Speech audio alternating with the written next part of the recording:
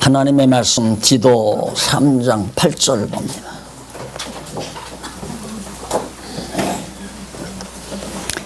이 말이 미쁘도다. 원컨대 네가 이 여러 것에 대하여 굿세게 말하라. 이는 하나님을 믿는 자들로 하여금 조심하여 선한 일을 힘쓰게 하려 함이라. 이것은 아름다우며 사람들에게 유익하니라. 8절까지 8절 한 절 봉독해 드렸습니다. 지난 시간에 우리가 진리로 이단을 경계하는 내용을 우리가 살펴봤는데요. 그 내용 가운데 1절로 3장 1절로 3절까지가 불의한 자들, 즉 이단이나 같은 자들이죠. 그러한 자들에 대해서 훈계하는 내용과 그 이유를 밝혀드렸고요. 그 다음 3장 4절로부터 7절은 하나님의 사랑을 나타내는, 하나님께서 어떻게 사랑을 어떤 방법으로 나타내신 목적은 무엇이었는가에 대해서 말씀을 드렸습니다. 물론 사랑을 나타내는 방법은 두말할 것 없이 예수님께서 우리의 죄를 다 용서하시고 우리의 행위대로 의롭다 한 것이 아니라 은혜로 의롭다 하셨다. 이것이 이제 하나님의 사랑의 방법이고요. 사랑의 목적은 결국 우리로 하여금 소망 가운데 하나님의 후사가 되게 하려고, 그러니까 하나님 나라의 기업을 이어가는 하나님의 백성이 되게 하려고 바로 하나님께서 사랑을 해 주셨다. 그러면서 이제 오늘 3장 8절로 11절에서 은혜의 도라는 말은 앞에서 언급한 얘기죠. 우리의 행위대로가 아니라 은혜로 의롭다 해주시고 성령으로 거듭나고 거룩하게 해서 하나님 나라의 유업을 있게 하시는 이런 은혜의 말씀입니다. 진리, 은혜의 진리의 말씀도로 허탄한 말이나 이단을 멀리할 것을 권고합니다. 그의 허탄한 말은 바로 뭐냐면 율법에 관한 논리라든가 족보에 관한 것, 이런 건 다 헛된 거니까 그런 쓸데없는 언쟁을 하지 말아라, 그런 얘기죠. 그 이유는 족보는 구약시대 첫 아담의 후예로서 마지막 아담 예수 그리스도가 출생하시는 그 과정을 구약에서 족보를 많이 설명을 했어요. 그래서 마무리로 어디서 했느냐면 마태복음 1장에서 족보 얘기를 했죠. 그리고 누가복음에서 족보 얘기를 해요. 그건 이제 신약에 와서 예수 그리스도가 오셨다는 사실을 누구를 통해 아브라함과 다윗 자손으로 오시고 또 첫 아담의 후예로 마지막 아담이 오셨다. 그걸 깨닫게 하기 위해서 족보 이 얘기를 한 거예요. 그러니까 족보는 이제 끝난 거예요. 자꾸 족보 들추어 나가면 안 된다. 그런데 이거 공부를 하더니만 어떤 분은 저희가 족보를 아담에서부터 쫙 써놨어요. 그런 것이 바로 어디에 있냐면 기독교 서점에 가면 그 차드로 그게 나와 있어요. 족보 쭉 연결된 것이. 그게 예수님께서 그렇게 분명히 언약대로 첫 아담의 후예로 마지막 아담으로 오셨고 아브라함과 다윗 자손으로 메시아가 오셨다는 것을 확증하기 위한 거기 때문에 이미 메시아가 와서 우리가 예수를 그리스도로 믿는데 여기에서 또 족보 얘기를 자꾸 한다면 몸만 피곤한 거다. 그 쓸데없는 논리 펴지 말라. 이제 이런 얘기고요. 그 다음 이제 율법에 대한 것은 예수님께서 율법을 완성 다 하셨는데 또 율법이 어쩌고 저쩌고 다 그 율법에 대해서 논리하는 것은 그건 교회를 어지럽히는 결과만 가져오니까 그것도 멀리하라고 말하면서, 그러면서 이제 이단 경계하라는 거죠. 거기 9절에 보면 그러나 어리석은 변론과 족보 이야기와 그다음 분쟁과 율법에 대한 다툼을 피하라. 그러면서 이것은 불의한 것이라. 무익한 것이라. 이것은 무익한 것이요 헛된 것이니라. 그러면서 10절에 이단에 속한 사람을 한두 번 훈계한 후에, 그러니까 이단에 속한 사람들은 자꾸만 그렇게 쓸데없는 논리만 펴는 거죠. 족보 이야기라든가 율법에 관한 이야기라든가 이런 이야기를 펼치면서 자꾸만 우리의 신앙을 흔들어 놓으니까, 앞서 우리가 배웠잖아요. 3장이죠. 디도서 3장 1절에서부터 7절까지. 하나님께서 우리를 사랑하셨고 그 사랑의 목적은 하나님 나라를 유업으로 주려고, 후사가 되기려고 우리를 사랑했다. 사랑의 방법은 우리 행위대로 한 것이 아니다. 뭐 율법을 지켜야 된다, 율법대로 살아야 된다, 이런 말도 다 쉽게 말하면 진리를 혼탁하게 만드는 이단들이 하는 얘기란 얘기입니다. 자, 이렇게 보면 정말 이단적인 생각을 가지는 분들이 너무너무 많잖아요. 그래서 이런 사람들은 몇 번 권면해 보고 듣지 않으면 그냥 멀리해서 정말 진리로 이단을 가려내는 이 사실, 그래서 진리로 이단을 치리해라. 안 그러면 성경을 모르면 이단에게 다 쏘가 넘어가죠. 이단에게. 그래서 바로 8절로부터 11절까지 해서 그렇게 바울이 디도에게 말해 준 겁니다. 그 다음 3장 12절로 15절에 보면 끝으로 몇 가지 당부해요. 그리고 문화를 하면서 바로 디도서를 끝을 맺습니다. 내가 아데미나 두기고를 네게 보내리니 그때 네가 급히 니고볼리로 내게 오라. 내가 거기서 과동하기로 작정하였노라. 니고볼이라고 하는 그레데 섬에 자그마한 도성이 있었어요. 거기에 가서 이제 바울이 복음을 증거하다가 이제 겨울이 다가오니까 당신의 동력자 아데미나 두기고라고 하는 사람을 디모데와 함께 있는데, 너 우선 디모데가 아니라 디도와 함께 있는데 우선 두 사람 동력자들을 내게로 보내라. 내가 여기서 그냥 과동을 하려고 한다. 그리고 내 곁에 있어야지. 만약에 따로 있다가 보면은 역시 이 동력자들이 가난, 그 당시에 선교비 안 들으면 뭐 가난으로 고생할 수밖에 없잖아요. 못 먹고 추위에 떨고. 그래서 빨리 내게로 돌아오면 나와 함께 거처할 수 있고, 또 당신을, 사도 바울을 지금 합력하고 있는 성도들이 거기에 있는데 그들로 하여금 복음을 전파하는 자들을 위해서 합력하는 연보죠. 그러니까 선교비를 충당하는 선한 일을 하는 걸 배우게 할 수도 있겠다. 그러니까 바울이 혼자 있을 때는 성도들이 짐이 무겁지 않았겠죠. 혼자니까. 그런데 동력자가 두 사람이 더 오게 되면 결국엔 선교비를 더 성도들이 이제 충당을 해야 되잖아요.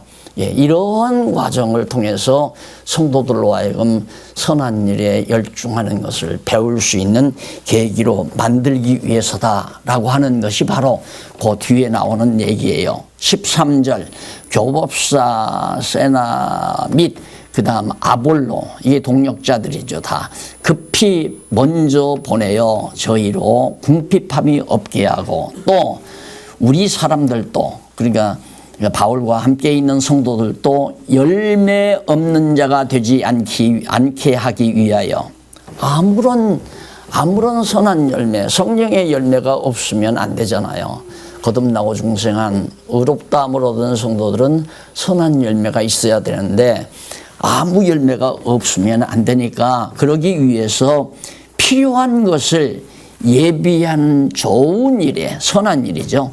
필요한 것. 이게 동력자들이 겨울을 나는 동안 필요한 모든 생활비를 조달할 수 있는 연보에 힘쓰기를 배우게 하라.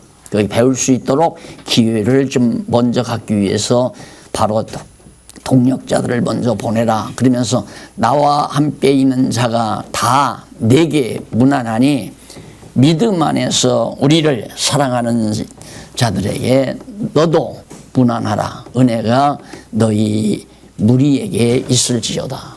마지막 이제 디도서를 마치면서 바울과 함께 있는 성도들이 지금 너희에게 무난한다. 너희도 이들에게 무난해라. 이게 이제 바로 교회를 이루는 거거든요. 이게 복음을 접한 모든 사람들은 시공을 초월해서 공간을 초월해서 멀리 있건 가까이 있건 간에 서로 무난한다고 하는 것은 사랑을 표현하는 얘기 아니겠어요? 안부를 묻는 거니까. 그래서 이제 결을 낳을 수 있는 바울이 있는 그곳으로 동역자들을 다 모으려고 하는 거예요. 같이 모여서 거기서 왜 이게 각각 복음 전파하는 자리에 가서 동역자들이 일하다 보니까 정말 선교비가 모자라서 고생하고 추위에 떨고 그럴까 봐서 바울은 동역자들을 자기한테 다 불러 모아가지고 거기 있는 성도들로 하여금 겨울을 날 수 있도록 풍성히 따뜻하게 겨울을 날 수 있도록 배려하는 이런 삶을 좀 고대하면서 바울이 마지막으로 인사를 남기고 디도서를 마무리 지었습니다. 자, 그러면 바울이 진리로 이단을 치리하라고 이제 권고하면서 최후 인사를 남기고 이제 동역자들에 대한 대체 방안을 말씀하고서 끝을 맺죠. 그 다음에 이어서 이제 교회의 화평의 원리가 나와요. 빌레본서에. 그러면 그렇게 교회를 아름답게 성령께서 하나님의 말씀으로 잘 진리로 치리해 다스려 나가게 되면 교회가 화평이 이루어지잖아요. 그 화평의 기본 원리를 빌레몬서에서 아주 간략하게 실제 삶을 통해서 잘 드러내주는 것이 빌레몬서 딱 한 장이에요. 아주 짧아요. 저는 이 교회 정치에 대해서 가장 강력한 도전을 받은 것이 바로 빌레몬서입니다. 아주 짧죠. 단 한 장. 짤막한데 와, 이 속에 완전히 교회 정치의 기본 원리가 듬뿍 담겨 있는 것을 보고 너무너무 충격을 많이 받았거든요. 그래서 늘 성경을 연구하면서 이거 교회가 이렇게 하면 안 되는데 그래도 워낙 멀리 떨어져 있으니까 기존의 교회가 너무 멀리 성경에서 멀리 나가버렸으니까 감히 이걸 어떻게 나 혼자 감당할 수가 없잖아요. 그런데 결국은 이제 성경 강론을 다 쓰고 나서는 알고는 말 안 하고는 안 되잖아요. 그래서 결국은 처음에는 체제를 개혁하려고 그랬죠. 체제를 완전히 바꾸려고. 그런데 성경을 보니까 내가 바꾸는 게 아니에요. 나는 다만 그것이 성경적이 아니다. 성경적인 교회는 이런 것이다라고 가리키면 끝나는 거죠. 오늘도 마찬가지입니다. 교회 화평의 원리 빌레본서대로 우리 교회가 바꿔줘야 됩니다. 이 말이 아니에요. 빌레본서에 보니까 교회를 다스려가는 기본 원리, 즉 교회의 화평, 서로 성도와 성도끼리 충돌하지 아니하고 서로 반목질시하지 아니하고 정말 화평을 누리는 기본 원리가 바로 빌레몬서에 듬뿍 담겼는데 첫 번째 그 원리가 뭐냐면 1절로 10절에 나와요. 그게 뭐냐면 사랑을 기초로 교제를 해라.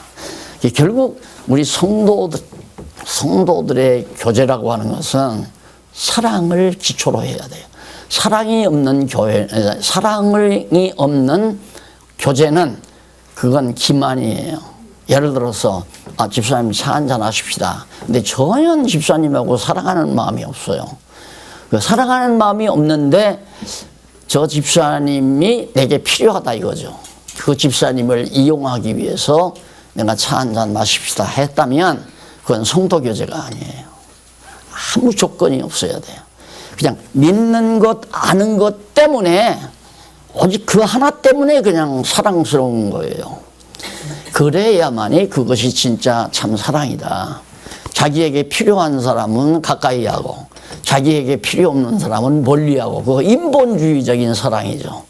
예, 하나님 앞에서 하나님이 사랑하는 자는 우리들이 서로 사랑하는, 그래 우리가 의외로 하나님을 사랑하고 이웃을 내 몸과 같이 사랑하는 이유도 그거 아니에요. 그러니까 사랑에는 가식이 있어서는 안 돼요.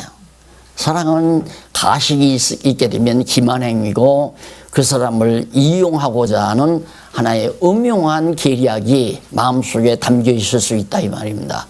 그래서 성경은 사랑을 기초로 해라 하면서 바로 1장 1절로 3절에 보면 발신자와 수신자에 대한 소개 후에 은혜의 평강을 기도하죠. 그 뭐 처음에 서문 인사니까 거기 보면 2절에 보면 그 앞에 동력자인 빌레몬 1절부터 읽읍시다. 그리스도 예수를 위하여 갇힌 자 된 바울과, 감옥에 갇혀 있잖아요 바울이. 빌레몬서를 쓸 때에는. 그래서 신학학자들이 이것을 옥중서신이라고 되게 말하거든요. 옥중서신은 상황, 그 역사적인 상황 자체를 묘사한 거란 말입니다. 그런데 우리는 바로 옥중서신이라고 하지 아니하고 교회의 화평의 원리라고 엉뚱한 말이 나오잖아요. 그게 바로 의미 분석을 통해서 나오는 것이다. 그냥 내용 분석을 보면 옥중서신이죠. 감옥 안에서 썼으니까. 그렇게 공부해가지고는, 성경을 알아가지고는 성경의 진리를 모르잖아요. 그 참뜻이 무엇인가. 그래서 갇힌 자 된 바울, 자기를 위해서도 아니고 자기의 이권을 위해서가 아니라 오직 그리스도 예수를 위하여 바울이 갇힌 자 된 바울과 및 형제 디모데는 우리의 사랑을 받는 자요 동력자인 빌레몬과 및 자매 아비야와 및 우리의 함께 군사된 아기뽀와 내 집에 있는 교회에게 편지하노니. 교회가 집에 있어요. 지금 가정에. 그러니까 가정교회죠. 그래서 이게 정말 얼마나 소박한 교회입니까? 그런데 우리는 지금 머릿속에 뭐가 있냐면, 교회 하면 그래도 웅장한 어떤 건물이, 소유 성전이라는 것이 있어야 되고, 전자 파이프 오르겐 한 대 정도는 있으면 더 좋고, 그래서 아주 정말 잘 단장한 찬양대와, 성가대라고 그러죠. 성가대와 정말 목소리 우렁찬 아주 정말 훌륭한 그런 목사님 강단에서 지금 내가 이렇게 하듯이, 이게 교회라고 자꾸만 이게 인식이 돼가지고요. 이게 교회 개혁에 대한 큰 방해가 되는 거죠. 요 며칠 전 어떤 장로님이 만났는데, 그동안 이제 교회를 못 나오셨죠. 너무 멀고. 그래서 이제 가정에서 공부하면서 했는데, 금년이 바로 그 가족들 언제 추석날, 추석 때 자녀들이 다 모이잖아요. 그런데 금년이 제5회 가정 사경회를 5회째 했다고 그러더라고요. 그러니까 자녀들, 손자들 다 모이면 가정에 큰 방에 들러앉아서 이제 공부를 이 모니터 놓고 같이 공부를 이틀 동안 1박 2일 동안 그렇게 5회째 했는데, 그게 너무너무 좋다고 그런 얘기를 하시더라고요. 그러니까 교회라고 하는 것은 가정이 우선 튼튼해야 돼요. 가정신앙이. 그래서 어머니, 아버지를 비롯해서 또한 자녀들 철저하게 신앙으로 한 마음 한 뜻 되는 그런 가정교회가 10가정이 모이고 5가정이 모이고, 그게 이제 이 지교회가 되는 거거든요.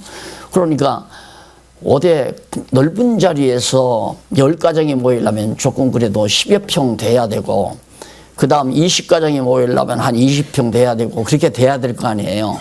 우리는 뭐 몇십 가정 모여야 되니까, 거의 100여 가정이 모여야 되니까 넓은 공간이 필요한 거고요.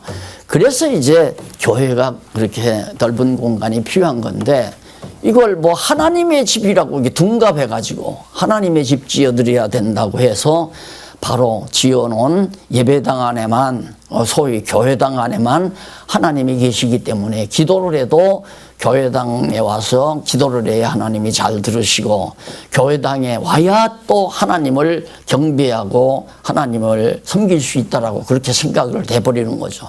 그러다 보니까 가정이 소홀히 여기는 거예요. 가정신앙을.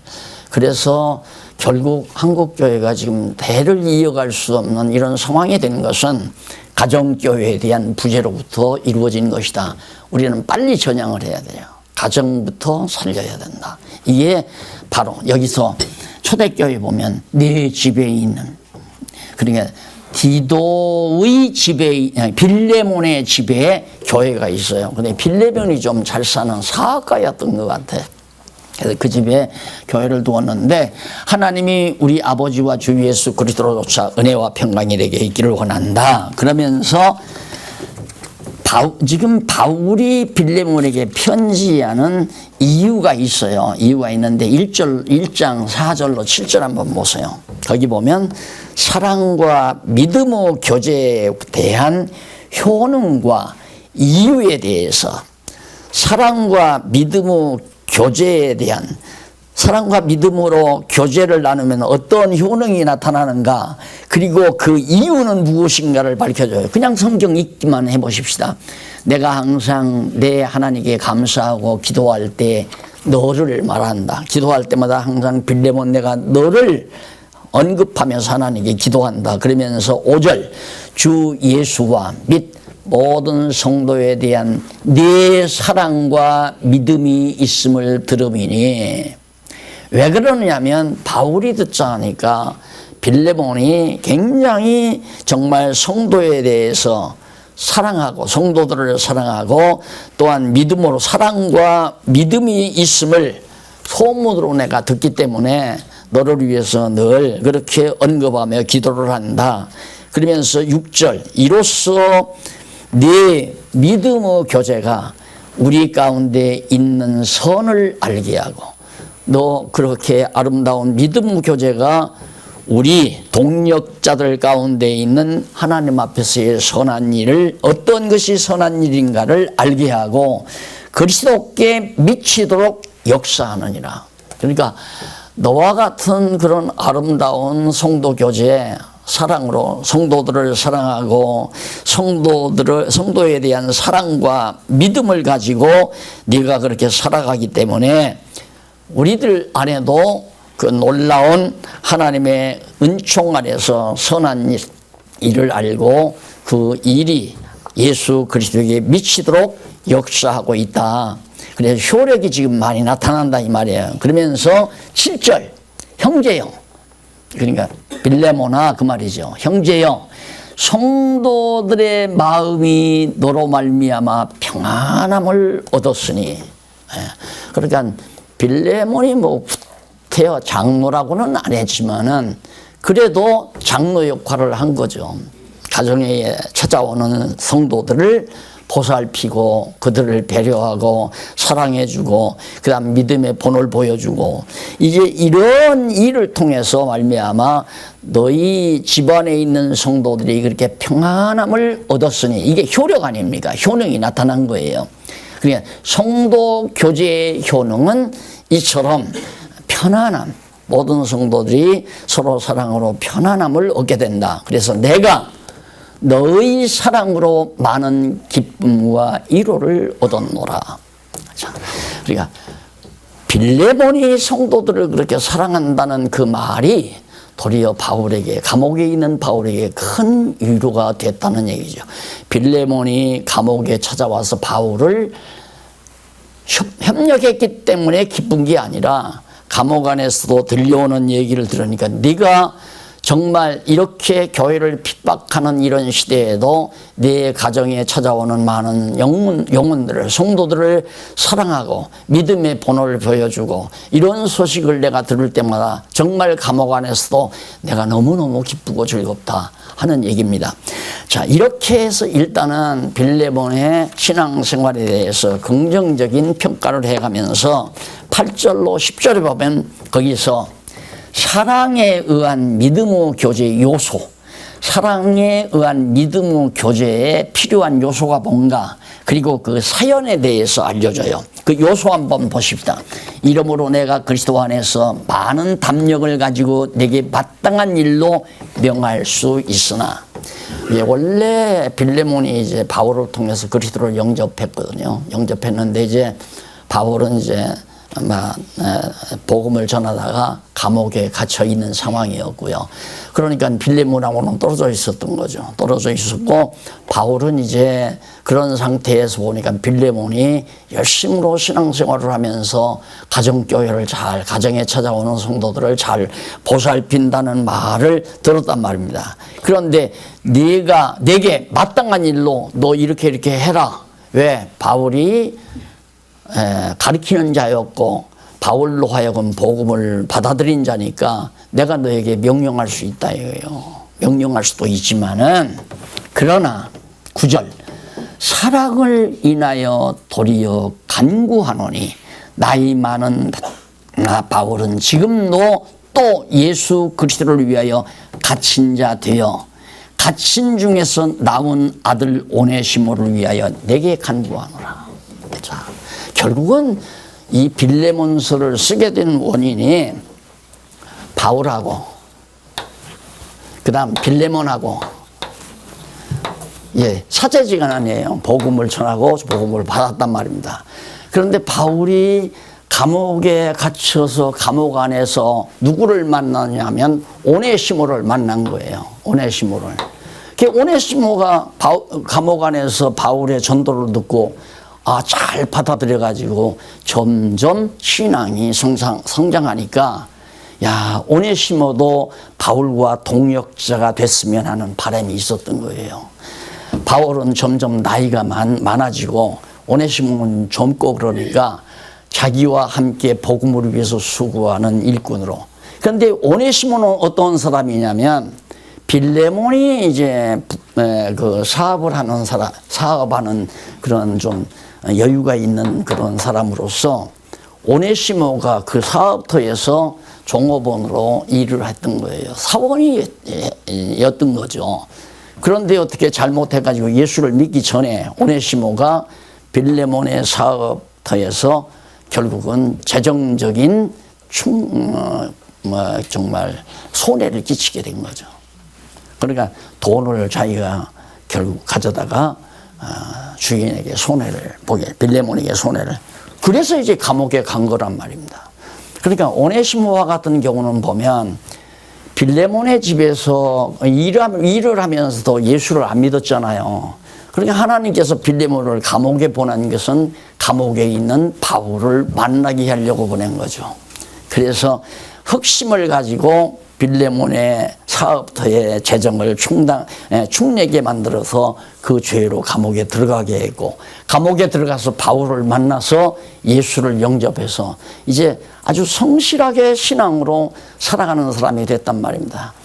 그래서 오네시모를, 이 사이가 원수 사이 아니에요. 하나는 고발자고 고발당해서 죄수로 감옥에 들어가 있고, 그러니까 사이가 안 좋죠. 그런데 바울의 입장에서 볼 때는 빌레몬도 정말 복음의 동력자고 오네시모도 복음의 동력자가 될 수 있단 말입니다. 지금 상황으로 봐서. 그러니까 바울은 여기가 껄끄러운 거예요. 쉽게 말하면. 자, 바울이 만약에 빌레몬에게 말하지 아니하고 오네시모를 그대로 복음의 동력자로 같이 활동을 한다면 빌레몬이 삐죽빼죽할 거 아니에요. 예? 도리어 바울을 미워할지도 모르죠. 그러니까 나는 여기 보면서 이 원리, 이 제목이 나오게 된 것은 나는 나는 목회 못한다, 못하겠다, 난 목회 못한다. 왜? 이런 관계예요. 이런 관계. 사람을 선배한테 물으니까 그렇게 얘기를 해요. 내가 한 수 가르쳐 줄게요. 그러면서 하니까 집사들이 와서 나한테 아무개 집사 험담을 하면 같이 맞대고 험담을 하래요. 그래? 그 집사가 그렇게 고약해? 나 몰랐네. 이러면서 맞장구 쳐주고, 또 저 집사가 와서 이 집사 그러고 또 그렇게 하라는 거예요.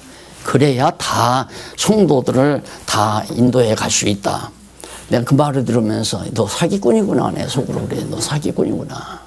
근데 진짜 사기꾼이었어요.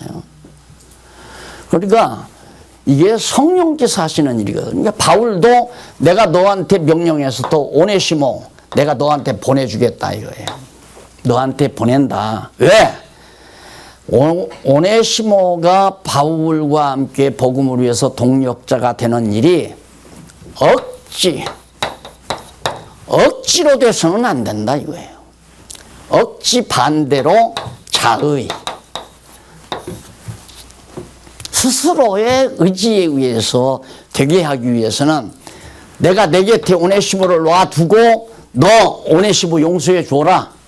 너 돈 내게 손해난 것 나한테 청구서 보내라 이거예요. 바울이 나한테 청구서 보내라. 내가 갚아주마. 그리고 오네시모 용서해 주어라. 이 장면을 읽으면서 이게 이제 그걸 성령을 빼고 바울이 그랬다 하면 우리도 화해하죠. 우리도 그렇게 해야 한단 말입니다. 근데 그게 아니고 하나님께서 성령께서 바울을 감동해서 지금 이런 관계가 이어지게. 교회는 이런 문제만 없으면 편안합니다. 지금 현재 우리 교회 상황도 이런 문제 때문이에요. 나 싫은 사람은 절대 멀리해라 이거예요. 내가 싫은 사람은 절대 멀리해라. 그걸 내가 어떻게 그래요. 자기는 싫지만 복음 안에서는 다 함께 일하는 동력자들인데 내가 미워하면 너도 미워하고 그런 식으로 여기서 저기서 얘기하는 건 정말 괴로운 일이죠. 그래서 손든 거예요. 난 목회 못한다. 하나님의 말씀만 가르쳐 주면서 그래 이 관계만 우리 교회 안에서 지금 우리가 체제개혁 원리에 대해서 공부하는 우리 성도들 사이에서 이것만 해결되면 내가 볼 때 한 80-90% 개혁 작업이 이렇게 80-90% 능선을 넘어간다고 생각을 해요. 아직 내가 60-70% 하는 것은 이런 문제들이 아직도 남아있어요. 우리들 안에도 남아있다 이 말입니다. 그래서 이런 문제가 사람의 생각으로 안 되거든요. 미운 걸 어떻게 해요? 싫은 걸 어떻게 해요? 하나하나 행동하는 게 다 보기 싫은 걸 어떻게 해요? 그런데 워낙 이제 말씀을 공부하다 보니까 그걸 표현을 안 하는 것 뿐이지. 표현하면 바보 되니까 표현은 안 하잖아요. 근데 표현을 안 하는 정도가 아니라 바울이 말한 대로 내가 오네시모를 네게 보내주마. 내 곁에 있는 오네시모를 보낼 테니까 네가 억지로 내가 부탁했다고 해서 억지로 오네시모를 나한테 보내면 안 된다 이거예요. 내 자의로 되게 하기 위해서. 얼마나 신사적입니까? 정말 이게 기독교 정치예요. 교회 정치예요. 우리들이 교회를 정치해 나가는 건 성령께서 그렇게 상대를 갖다가 자기보다 어리다고 해서 명령해서 시키고 자기보다 힘없다고 해서 명령해서 복종하게 만들고 그건 아니다 이거예요. 내가 너에게 명령할 수 있지만 명령이 가능하지만 안 한다. 이유는 이거예요. 억지로 되지 아니하고 자의로 되기 위해서. 왜? 하나님은 마음을 받아요. 마음. 절대 억지로 하면 안 된다. 그래서 내가 처음 이제 교회 개혁 작업이 시작이 되면서 그랬잖아요. 절대 선한 일이라고 해서 거기 보면 이제 조금 읽어보면 선한 일이 억지같이 되지 않게 하기 위해서 그 다음 장에 보면 나와요. 선행을 자의로 실천하는 것. 11절 한번 보십시다. 저가 전에는 네게 무익하였으나 해로운 자죠. 재정적으로 손해를 끼친 자니까 이제는 나와 네게 유익하다. 너와 내게 유익한 사람이다 오네시모가. 왜? 복음을 영접하고 함께 주를 위해서 복음을 위해서 동력할 수 있는 자니까 이제는 전과 다르게 우리에게 유익한 자다. 그런데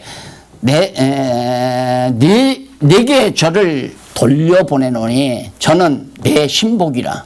이게 바울의 신복, 바울이 애끼고 있는 동역자로서 신복이라 저를 내게 머물러 두어, 그러니까 오네시모를 그대로 자기에게 머물러 두어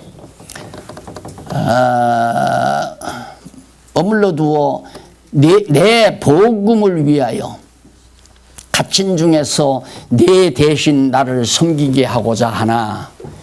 내가 지금 내 곁으로, 감옥에 있는 내 곁으로 와서 나를 돌보지 못한다면, 못하는 것을 오네시모가 지금 하고 있지 않느냐.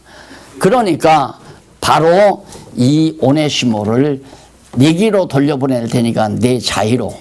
그래서 14절 나와요. 다만 내 승낙이 없이는, 내가 승낙을 해야만이 그렇게 하시라고 바울들어 오네시모를 정말 함께 일하시라고 승낙을 하면 모르지만 선한 일이 억지같이 되지 않게 하려 한다. 그래서 다만 내 승낙이 없이는 내가 아무것도 하기를 원치 아니하노니, 왜냐하면 이는 너의 선한 일이 억지같이 되지 아니하고 자의로 되게 하려 함이라. 그래서 하나님의 선한 일, 이 선한 일은 이거에 반드시 결부돼야 돼요. 그러니까 강요에 의해서라든가 어떤 친분에 의해서 어쩔 수 없이 협력을 했다면 5만 원을 협력했거나 10만 원을 협력했거나 이건 사기당한 거나 똑같아요. 아무런 의미가 없어요. 하나님은 돈을 받는 게 아니라 정말 하나님의 거룩하신 뜻을 이루고자 하는 자기의 믿음의 소원이 담겨야 되거든요. 자기 마음이 담겨야 한다 이 말입니다. 그러니까 너희가 입술로는 주여 주여 하지만 마음은 내게서 멀다. 필요 없다 이거예요. 주여 주여 소리 들으면 뭐하냐. 너희들의 마음은 다 딴 데가 있는데. 그런 것처럼 각자의 마음이 담겨야 된다. 그래서 바로 목적연보라고 하는 말이 그래서 나오게 된 거예요. 내가 만들어낸 게 아니에요. 각자 자기 마음이 담겨진 곳에 자기 스스로가 써라 그 말이에요. 어디다 내지 말고. 이제 바울을 보면요, 여기서도 이러지만은 너무 그 로마서 말고 고린도서에 보니까 바울이 이제 예루살렘 교회가 가난이 와가지고 환란 때문에 굉장히 예루살렘 교회가 가난해졌잖아요. 그래서 바울이 복음을 증거한 이방 교회들이 도리어 예루살렘 교회를 위해서 구제연보를 한 거예요. 구제연보를. 근데 바울이 이제 구제연보를 가지고 예루살렘으로 가야 되는데 교회가 아직 연보를 안 했다 소리 듣고 편지를 보내는 거예요. 이쪽 마게도냐 성도들은 어려운 중에도 많은 그 구제 연보를 지금 했단다. 그러니 너희도 그렇게 하는데 내가 가기 전에 해라. 나 안 보는 데서 해라. 그 말은 뭐냐면 당신들 스스로의 마음을 담으라고 말이에요. 마음을. 그래가지고 그 돈을 그 연보를 그렇게 하라고 해놓고는 와보니까 이제 연보를 했잖아요. 그런데 바울이 돈을 안 만져요. 자기가 안 만지고 너희들이 연보했으니까 연보를 너희들이 마음 담아서 했으니까 너희들이 대표가 가지고 가라. 자기가 왜? 내가 노예에서 총회일 해보니까 그 의도를 알겠더라고요. 이제 노예비에서 총회 상납금이 가잖아요. 그럼 상납금을 예를 들어서 그 노예에서 가장 그래도 뭐 힘 있는 목사가 딱 받아가지고 대표 총대로 갈 때 그 노예 상납금을 가지고 가요. 그럼 상납금을 예를 들어서 200만 원을 받았어요. 200만 원을 상납금 갖다가 내주시라고. 그럼 목사가 그걸 가지고 가가지고요. 그 총무하고 흥정을 하더라고요. 나 이 상납금 가져왔는데 어떻게 뭐 사륙제로 할까 반반 할까? 그게 마귀가 뜸탕한 거죠. 그 짓들을 해요. 그러니까 이게 안 된다 이거죠. 왜 남의 돈 가고 자기가 선심 쓰느냐 이거예요. 안 그래요? 각자 자기의 마음으로 하나님께 직접 표시를 해야죠. 얼마 전에 보니까 어느 목사님이 막 돈다발을 이렇게 가지고 있더라고요. 근데 교회들에게서 이렇게 선교비가 들은 거예요. 그걸 막 딱 비닐봉투에다 한 보따리 이렇게 받아가지고. 그러면 그 양반은 그걸 가지고 와서 이제 자기 낫 내는 거예요. 자기 낫. 자기가 그 돈 가지고 여기저기 이제 선교비 쓰고 전도비 써가면서. 그럼 거기서는 저 목사님이 정말 대단히 훌륭하신 분이구나. 근데 그 돈 낸 분은 어려운 교회 성도들이 낸 거란 말입니다. 때로는 정말 길거리에서 야채 장사해가지고 2만 원도 내고 5만 원도 내고 그런 돈들이 모아진 걸 모아가지고 자기 호주머니에다 집어넣고 자기가 손으로 가지고 가서 나눠. 선한 일을 하죠. 물론 떼먹지는 않지만 자기 낫내는 게 그것도 다. 그래 난 처음에 그 6.25 동란 직후에 그 고아원들 많이 했잖아요. 그 고아원 하신 분들이 물론 정말 자선사학가로서의 건전한 양심 가지고도 하지만은 그때는 이제 고아원 하나 하게 되면 막 후원금을 받을 수 있잖아요. 그러니까 먹고 살 길이 없는 사람들이 머리가 돌아가는 사람이 고아원 만들어가지고 고아원 학생, 이제 고아들 예를 들어서 50명 한 달에 500만 원 가지고 50명을 살리는데 거기서 이제 자기가 200만 원 따먹고 300만 원 가지고 요즘 학교 급식도 그거네. 학교 급식비가 나오면 얼마 먹고 그래 다 들통나가지고 어려운 거 있잖아요. 돈은 자꾸 손을 거치게 되면 그런 마가 붙을 수가 있어요. 그래서 여러분들이 다 아시지만은 저는 교회 개척하면서부터 내 전세방 빼서 예배 초소를 마련했는데도 그 초소의 뭐라고 그래요? 전세 계약서를 내 이름으로 안 했어요. 그 안수 집사 하나가 있는데 당신 이름으로 해라. 처음 개척에서부터 연보 나와도 연보돈을 내가 만지질 않았어요. 물론 여기서도 마찬가지고. 그런데 어쩌다가 이 교회 개혁한다고 막판에 돈 1,600만 원 연구원들 생활비 주고 연구비 후원해 주고 남았다고 해서 그걸 어떻게 이제 나눠서 나머지도 나눠서 주라고 우리 심재명 장로님이 그걸 우리 집 통장에다 집어넣었던 거예요. 그런데 그걸 잘못 알아가지고 교회 돈 나 갈취해 먹었느니 이러는. 그래서 내가 그때도 어쩌다가 내가 이런 실수를 했나. 그냥 후원회에서 알아서 프로테이지로 나눠서 주도록 할 건데 그래서 처음에는 어떻게 할 줄 몰라가지고 차라리 그냥 이렇게 나눠주고 남는 거 있으면 저한테 입금시키면 알아서 하겠습니다 했더니만 그게 결국에는 망조가 들은 거 아니에요. 그래서 하나님께서 그렇게 애매한 소리 듣게 하려면 별 수 없이 듣는 거구나. 그래서 지도자는 결국 앞서서 지도자는 돈에 깨끗해야 되거든요. 일단 돈에 의심이 생겨버리면 그 다음 딱 닫혀버리잖아요. 그래서 내가 이제 오늘 또 아마 장로님들하고 집사님들 모시는 것 같은데 아마 차세대 연보 처음에 얘기할 때 그랬거든요. 차세대 연보는 이 건물을 전기세, 수도세, 관리비 이런 몇 개의 공과금 이런 것들을 환산해서 예를 들어 한 달에 100만 원이 나온다. 그러면 1인당 10,000원씩만 걷고 한 달에 50만 원 나온다. 그러면 5,000원씩만 걷고 그렇게 딱. 그리고 만약에 5,000원씩 걷어서 50만 원이 나왔는데 45만 원밖에 안 썼다. 그러면 5만 원은 그냥 적은 돈이니까 놔뒀다가 그 다음 이제 보태서 하는 거지만 예를 들어서 계속해서 50만 원이 남는다, 30만 원이 남는다면 빨리 다시 돌려줘 버려야 돼요. 이거 하다가 보니까 석 달 동안 하다 보니까 30만 원이 남아서 다시 다 돌려드립니다. 이렇게 좀 깔끔하게 교회 재정을 운영하면은 그런 것 때문에 시험에 드는 일은 없다. 그런 얘기예요. 그래서 여기도 바로 아무리 선한 일이라 할지라도 상대방의 마음이 담겨지 아니한 것 아무 필요가 없어요. 그러니까 하기 싫으면 하지 말라는 말이 그래서 나오는 거예요. 후원금도 장학금도 선교회비도 방송사도 신문사도 하기 싫으면 하지 말아야 돼요. 그 하기 싫은 걸 왜 해요? 일하기 위해서 우리가 사는 게 아니잖아요.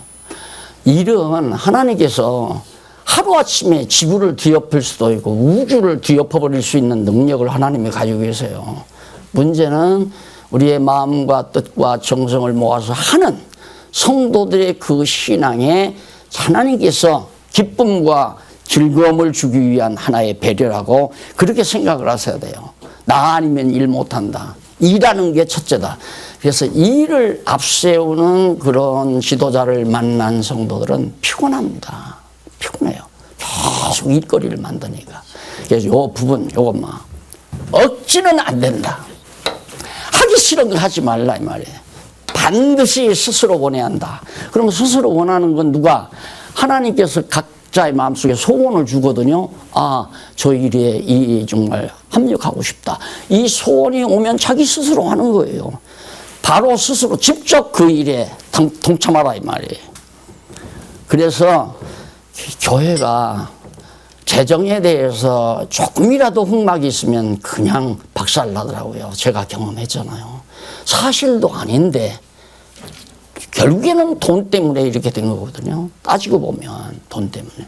그래서 이러한 문제들은 정말 이 빌레몬서가 주는 이 진리의 교훈이 너무너무 중요하다. 그러니까 절대 친분이 있다고 해서 여기에 우리 좀 같이 좀 하지 이러면 안 돼요. 그럼 친구관계 떨어질까 봐서 억지로라도 할 거 아니에요.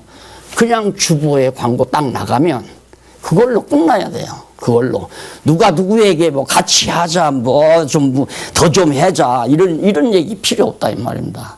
그럼 안 나오면 말지. 안 그래요? 돈 안 나오면 안 하면 될 거 아니에요. 그래서 내가 중요하게 말씀하는 건 스스로의 의지가 담긴 마음, 하나님 앞에서 하고자 하는 그 마음을 하나님이 소중하게 여기기 때문에 우리 성도들의 마음이 담긴 일이 크든 작든 상관이 없어요. 마음 담긴 그 자체가. 그래서 하늘나라의 하나님 나라의 수확은 적은 과부의 엽전이 많고 부자의 많은 돈이 적다는 건 예수님께서 말씀하신 일이잖아요. 왜? 과부의 적은 돈은 중심, 마음이 담겼다 이 말이에요. 그러니까 큰 돈이죠. 그래서 큰 일 하려고 발버둥심이라는데 그냥 하나님이 자 이번에 이렇게 됐습니다. 그러면 예를 들어서 우리 어디에 지금 일이 하나 터졌다. 얘를 구제할 일이 벌어졌다. 그럼 구제할 10사람을 해야 하는데 구제 한 사람당 20만 원씩은 해야 된다면 100만 원 있어야 할 거 아니에요. 이런 일이 있어서 지금 5분을 구제해야 됩니다. 광고해 놓으면 그 구제로 다 들 거 아니에요. 넣는데 70만 원밖에 안 들어요. 그럼 70만 원만 해주면 돼요. 안 그래요? 왜 자꾸만 자기 계획을 세워놓고 계획대로 밀고 나가려는 건 자기 힘으로 해야죠. 그건 자기가 하고 싶으면. 예, 언제나 하나님의 일은 각자 자기 자신의 의지를 담아서 억지로 하지 않게 하는 지도자들은 이걸 각별하게 아주 각별히 조심해야 돼요. 억지로 할 수 있지 않게도 해가는 것이 매우 중요하다. 그리고서 이제 마지막 20절로 25절에 보면 빌레몬에게 요청과 당부를 한 후 문안과 함께 축원을 합니다. 간단하죠. 오 형제여, 감정을 담죠. 오 형제여, 나로 주 안에서 너를 인하여 기쁨을 얻게 하고 네가 오네시모를 내 자유로 나에게 보내준다면 내가 굉장히 기쁘겠다 그 말이에요. 기쁘게 얻게 하고 내 마음이 그리스도 안에서 편안하게 하라. 만약에 네가 그대로 빌레몬 네가 오네시모를 네 돈 떼먹었다고 용서하지 않고 내게로 안 보낸다면 내가 마음이 편치 않겠다 이 말이에요. 안 그래요? 목회자의 가장 아픔이 그거더라고요. 내가 몇십 년 해보니까 참 별것도 아닌 것 같고 서로 미워하고 증오하고 성도들과 이런 목사 하나 놓고 성도들 간에 서로 삼각관계를 유지하는 이런 것들이 제일 괴롭다는 얘기죠. 그래서 바울이 그렇게 기쁨을 얻게 하고 내 마음이 그리스도 안에서 평안하게 하라. 나는 내가 순종함으로 확신함으로 순종함을 바울이 지금 보내주어서 이렇게 하라고 하는 이 순종할 것을 내가 확신함으로 내게 이 편지를 내가 썼다. 네가 나의 말보다 더 행할 줄을 아노라. 내가 너한테 부탁한 간구한 간청한 말보다도 더 넘치게 오네시모를 정말 용서하고 경제적으로 정말 손해 끼친 것을 용서해주고 오네시모로 하여금 바울과 함께 복음을 위해서 동력하도록 해줄 줄로 확신한다. 이제 그러면서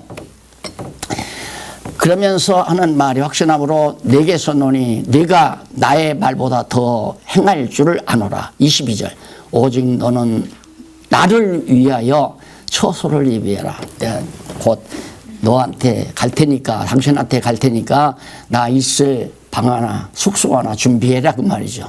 너희의 기도로 내가 너희에게 나가게 하여 주기를 바라노라. 간절히 하나님께 기도하면 뜻이 계시면 하나님께서 옥에서 추록해서 너를 만날 수 있게 될 거다. 그런 얘기죠.